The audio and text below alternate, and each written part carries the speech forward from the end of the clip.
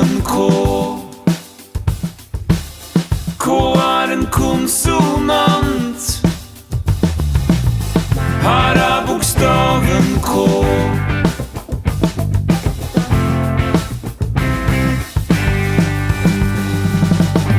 Kaja, Katrine, begynner med K. Kristoffer, Kjell, begynner med K.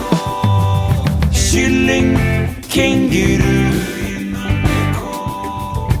Katt, kanin, begynner med K. Her er bokstaven K. K er en konsonant. Her er bokstaven K.